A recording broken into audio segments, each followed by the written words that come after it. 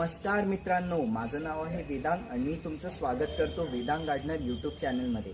आजच्या व्हिडिओमध्ये मी तुम्हाला सांगणार आहे की तुम्हाला आंब्याच्या झाडासाठी बिया कसे तयार करायचे आणि आंब्याचं झाड कसं उगवायचं आहे। मित्रांनो, आपल्या चॅनलवर तुम्ही नवीन असाल तर चॅनलला सबस्क्राईब करून बेल आयकॉन जरूर दाबून द्या। चला आजच्या व्हिडिओला सुरू करूया। सगळ्यात पहिले आंब्याच्या व्हेरायटीचं सिलेक्शन करायचं आहे। त्याच्यासाठी तुम्हाला जे पूर्ण पिकलेला आंबा आहे तो घ्यायचा आहे, वाला नाही घ्यायचा आहे। म्हणजे जो जास्त एकदम सडला असेल किंवा खूप जास्त पिकला असेल तो आंबा तुम्हाला नाही घ्यायचा आहे। ज्याला किडे लागले आहे तो पण आंबा तुम्हाला नाही घ्यायचा आहे। आणि जो हायब्रिड असतात म्हणजे जे प्युअर आंब्याची व्हेरायटी नसतात, जे हायब्रिड असतात ते पण तुम्हाला नाही घ्यायला पाहिजे। हायब्रिडवाले चांगल्याने उगत नसतात म्हणून।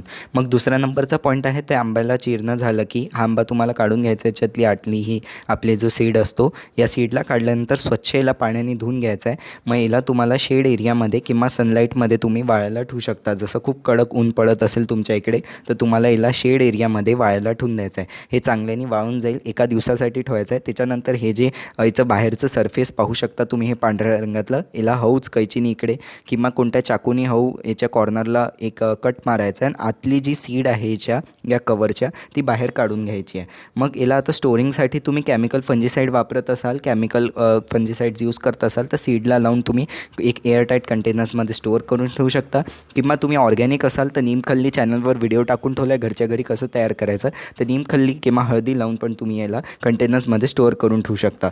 समजा मित्रांनो आपल्याला 10 ते 15 दिवसासाठी स्टोअर करायचं आहे तर आपल्याला याला एक ओल्या टिश्यूमध्ये ठेवायला पाहिजे स्टोअर करून, किंवा कोकोपीटमध्ये ठेवू शकता। अजून याला टिश्यूमध्ये जसं ठेवाल तर तुम्हाला जे रेफ्रिजरेटरचा जो व्हेजिटेबलवाला कंपार्टमेंट आहे त्याच्यात तुम्हाला या सीडला स्टोअर करून ठेवायचं आहे। याला तुम्हाला असं व्हर्टिकली जसं ठेवलं आहे तसंच तुम्हाला मातीमध्ये लावायचं आहे। 7 ते 15 दिवसात आपलं झाड उगून जाईल। अजून याला खूप महिन्यांसाठी स्टोअर नाही करायचं आहे, फक्त 15 ते 20 दिवस स्टोअर करायचं आहे। अजून अशा प्रकारे तुम्हाला आंब्याची सीड तयार करायची आणि उगवायची आहे। कसा वाटला व्हिडिओ आवडला असल्यास व्हिडिओ लाईक करा, शेअर करा, माझ्या चॅनलला सबस्क्राईब नक्की करा।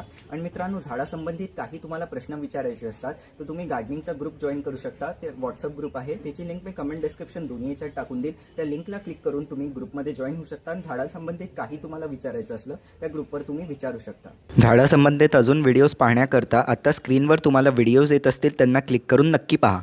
धन्यवाद।